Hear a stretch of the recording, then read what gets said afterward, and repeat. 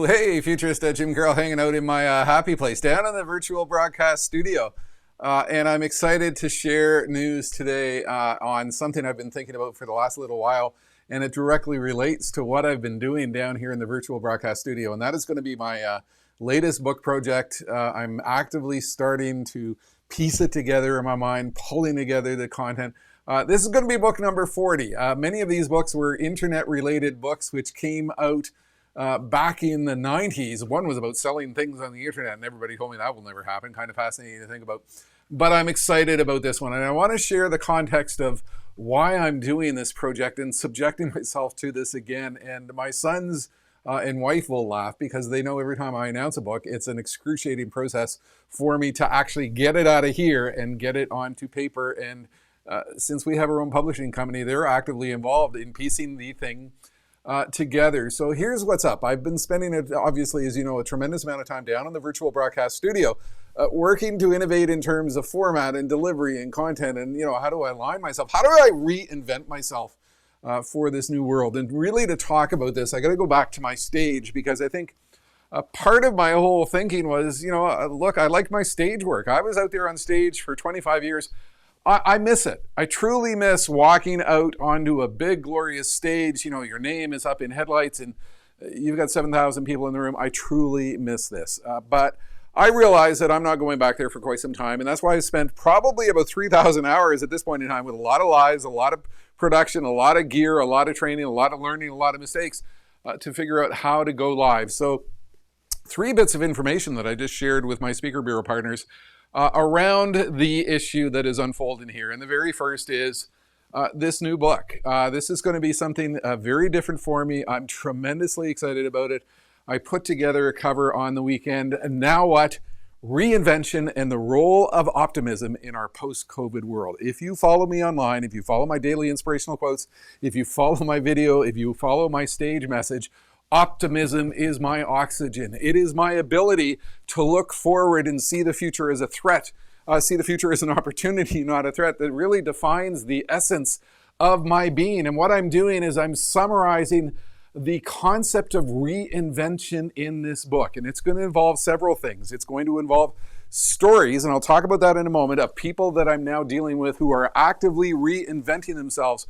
But it's also going to examine the context of innovation and reinvention in terms of what is happening there in the world of business today. I've been dealing with organizations, Fortune 1000s around the world, who've had to reinvent their revenue on a regular basis. They've had to reinvent their product line.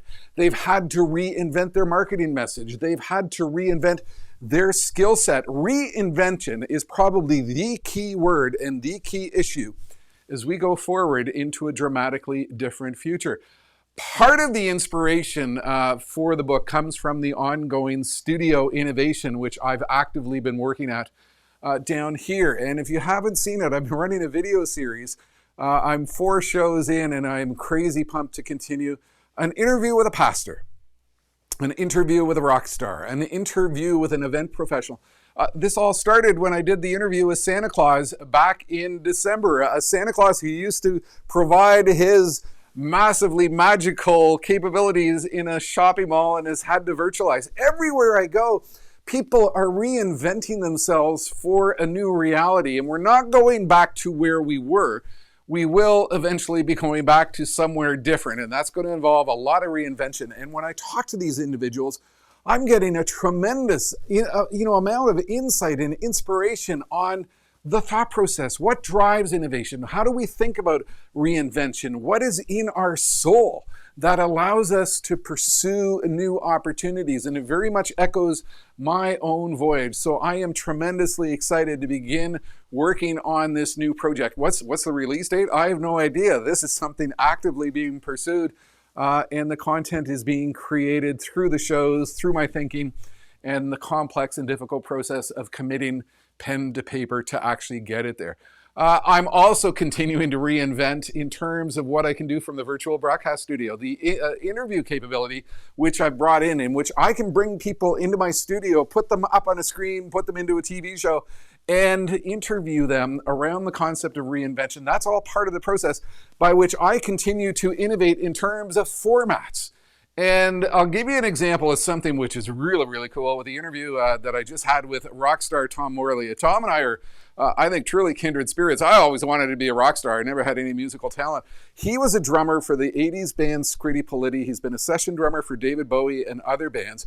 And look, like me, he had a stage life. He used to go around the world and get on stage with team building exercises involving drum exercises, taking a bunch of boring executives and firing up their creativity by virtue of getting them dancing and playing the drums and doing things. And when COVID hit, he too virtualized, went in and built a virtual broadcast studio. And I tell you, it's absolutely magical watching this guy, because he will take a Zoom call. He will take, 500 boring lawyers who are having a virtual conference, and he'll have them all run to their kitchens and get pots and pans and wooden spoons and lead them into a virtual dance exercise. There's something magical happening here. And I'm convinced that individuals who are booking virtual events need to do things like this. And my idea is this: bring me in for a talk about the future trends, reinvention, what comes next, and then we'll bring in Tom for his virtual team building exercises. We can do something magical. There is so much going on. There is so much opportunity. And in line with that, I just interviewed Meeting an Event Professional. This is one of the individuals who puts together those massive conferences, trade shows that you used to go to in Las Vegas and that I used to speak at. And I just spoke to her about what can we do in the virtual space to continue to reinvent? What can we do to accelerate our capabilities? And I would encourage you to go and watch that show as well. So a new book, new opportunities. I continue to build out the virtual broadcast studio with a little bit of a long shot there. There is so much going on. There is so much potential. Optimism is my oxygen.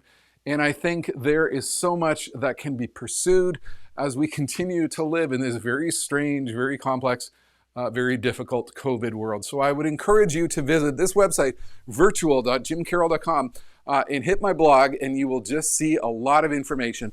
And stay tuned. There's a new book. It's going to be coming, and no idea when, but it's actively happening up here right now. That's it for now. The futurist Jim Carroll from the Virtual Broadcast Studio.